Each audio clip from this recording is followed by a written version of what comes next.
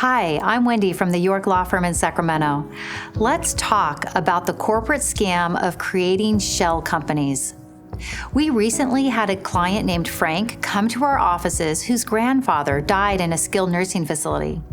Frank saw firsthand that his grandfather was being poorly handled. When he complained, the facility did nothing.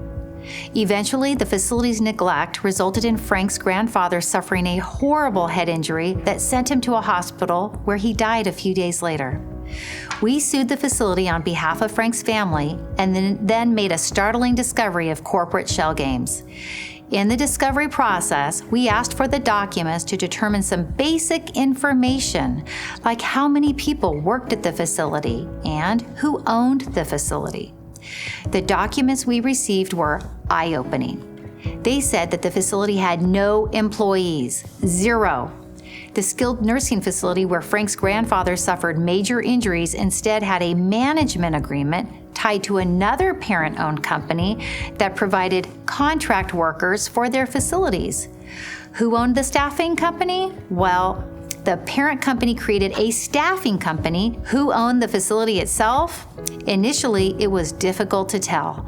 There was a lease and a sublease and another corporate entity that was a shell corporation that owned yet another corporate entity. You couldn't make this up.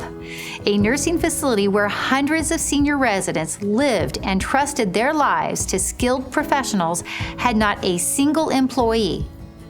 If you looked at this organizational chart, what you would have seen is a spider web of corporate entities that were created to limit their liability, hide ownership information, and ultimately make a bunch of companies judgment-proof, meaning that they will claim that they didn't have enough assets or insurance available so that one of the victims who brought a lawsuit could not recover money for a proven claim.